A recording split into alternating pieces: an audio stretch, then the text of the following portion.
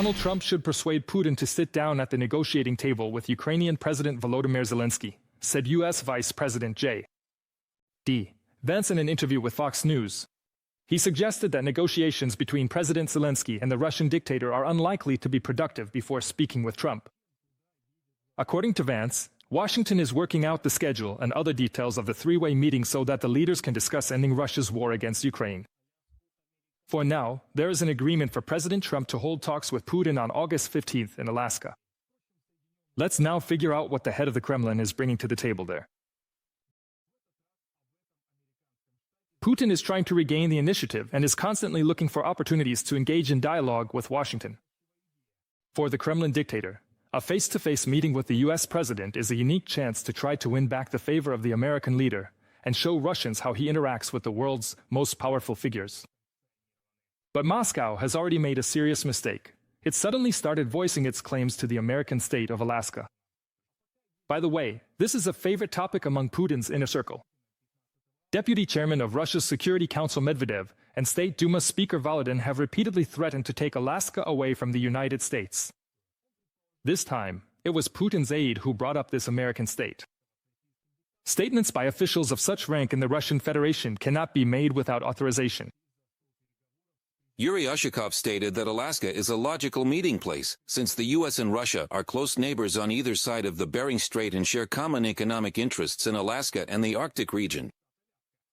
He called Alaska an American born in Russia. From the report of the Institute for the Study of War. As the New York Times writes, the summit fits into Putin's worldview, according to which great powers divide spheres of influence much like Stalin, Roosevelt, and Churchill did in 1945. That is precisely why the Russian dictator is so persistent in promoting the idea of territorial exchange, including territories that the Russian army has not managed to capture since the start of the full-scale invasion of Ukraine. As President Volodymyr Zelensky emphasized, there will be no exchange of Ukrainian territory for Ukrainian territory. For Kyiv, such rhetoric is absolutely unacceptable, the head of state stated. However, the United States quickly put the Kremlin in its place. There will be no large tracts or, as you understand, territories simply handed over without a fight and without merit on the battlefield. But I return to what I started with, namely, that we need to end this war in order to save thousands of lives through an agreement. Putin has repeatedly called the collapse of the Soviet Union supposedly the greatest geopolitical catastrophe of the century. For him, the seizure of Ukraine is not a whim, but an obsession. In reality, the Kremlin thought it would only take a few days. Ukraine broke the plans for Putin's blitzkrieg, and for more than 3 years the Russian army has been trying to occupy Ukrainian territories. The aggressor country has lost more than 1 million soldiers, tens of thousands of pieces of equipment, and a significant part of its Black Sea fleet. Ukraine's defense forces are destroying targets inside Russia itself, and the Kursk operation showed that the Ukrainian armed forces can operate effectively on enemy territory. In every round of negotiations in Istanbul, the Russian delegation demanded things that the Russian army could not achieve on the battlefield. At the upcoming meeting with Trump, Putin is unlikely to back down from his maximalist demands, according to the New York Times. President Trump is absolutely determined to see this war through to the end, but also to put maximum pressure on Putin. And next Friday will be important, because it will test Putin how seriously he takes this whole process, which will have to continue after Friday, involving Ukraine and others, in order to bring this war to an end. The Kremlin's notion that Russia is on par with world powers like the United States is not supported by anything. What about a strong economy?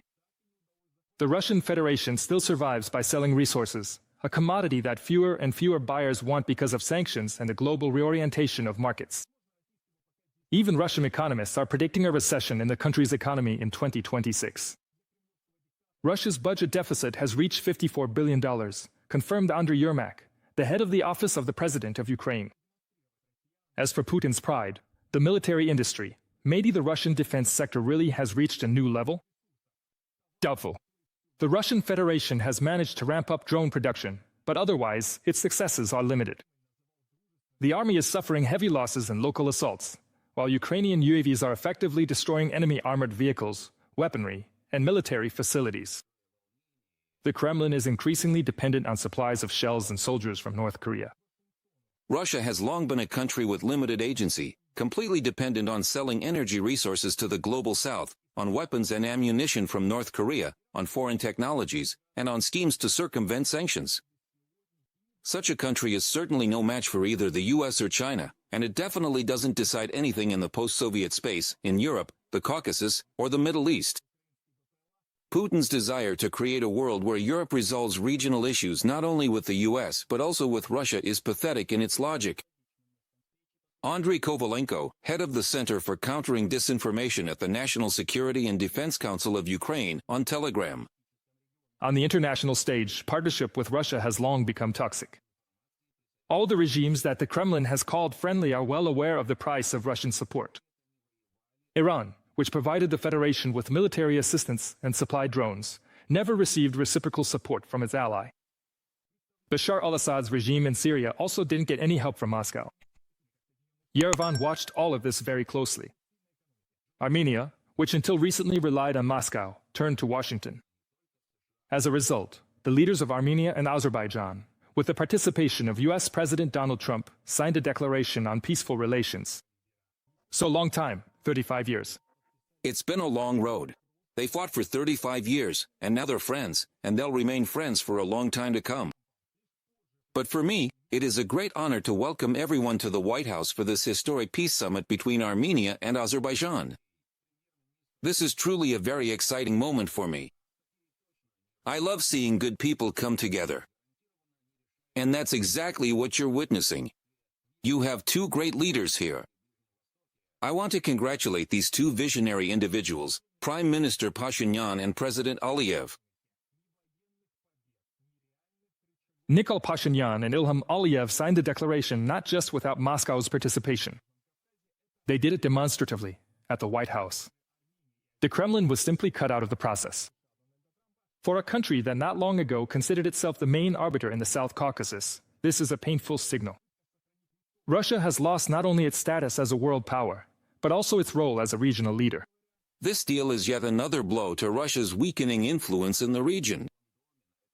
As Armenian Prime Minister Nikol Pashinyan leads his predominantly Christian country toward the West and, ultimately, the EU. Russia, which still maintains a military base in Armenia, seems unable to counter Trump's initiative, partly because of its preoccupation with Ukraine. From a publication by The Guardian. Moscow remained silent for a whole day, watching as Armenia and Azerbaijan signed a peace declaration in Washington, brokered by Donald Trump.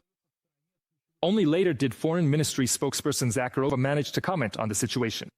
She stated that supposedly, to resolve the conflict in the South Caucasus, only countries from the region and their neighbors should be involved, naming Russia, Iran, and Turkey among them. In other words, not the United States. And finally, she reminded everyone that Russian troops are still stationed in Armenia. This sounded more like an attempt to save face than a real position. So, to sum up, allies are leaving, partners are forming new alliances, and Moscow is increasingly left out of key developments. It's under these circumstances that Putin is heading to meet with Trump. No strong economy, no military victories, no real levers of influence. And to issue ultimatums in such a situation is, to put it mildly, overconfident.